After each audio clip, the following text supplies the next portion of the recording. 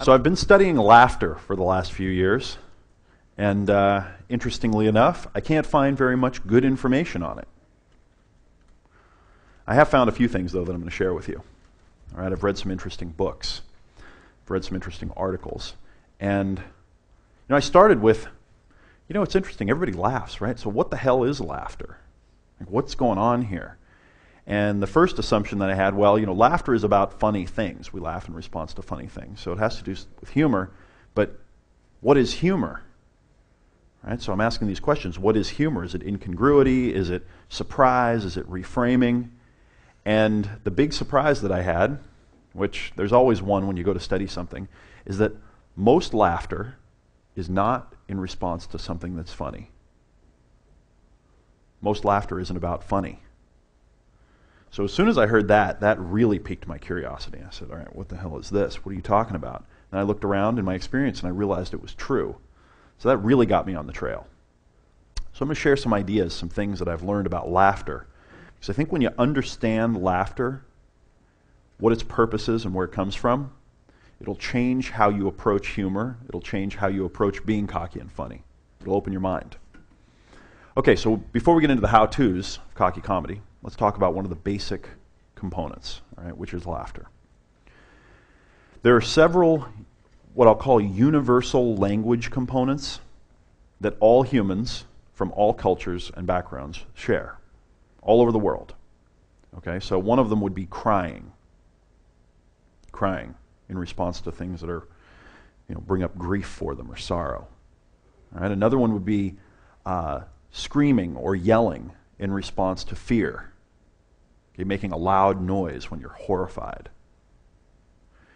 When you hear a curdling scream, when you hear someone scream, you immediately feel fear. It's a universal in human language. All cultures.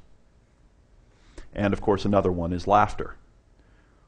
Across all cultures, every culture laughs. And they all do it in about the same way. It's a universally recognized part of human language. Just like smiling. If you smile at someone else from another culture, they know what that means.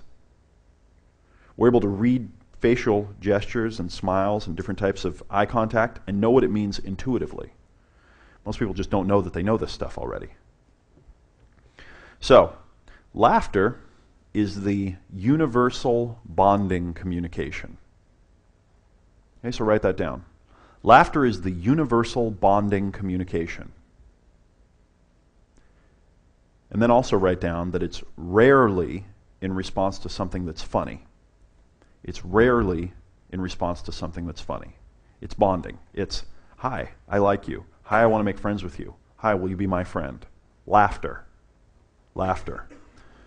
So, if laughter is the universal bonding tool, the mechanism, what's it triggering inside of us?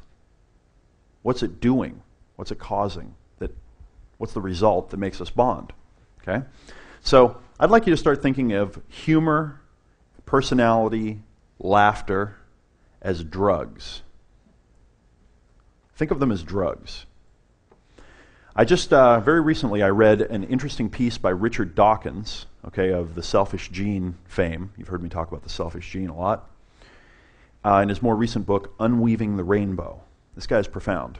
Just reading parts of his books once in a while will expand your consciousness. It'll open your mind. It'll teach you how to think better. Anyway, he suggested that one possibility, or one way of thinking about a male bird's song of courtship, okay, a male bird who's doing the courtship song, is that it's like a drug. Or, if you prefer, that it triggers the release of drugs inside of a female bird's physical and emotional system. Drugs. The song triggers drugs. Now, what I'd like to ask you is, and by the way, have you ever seen courtship? I know you're kind of sick and you watch Discovery Channel, right? Isn't it interesting how a male animal will go into his whole little courtship thing and female animals will respond? It's as if they're under a spell of some kind. Well, something's going on inside of them. It's chemicals. Now what I want to ask is it possible that the combination, all right, of this male human song with laughter tends to release a powerful compound of drugs inside of a woman. Is it possible that we can do the same thing with women? And is it possible that laughter is an important component in that compound of drugs? I think so.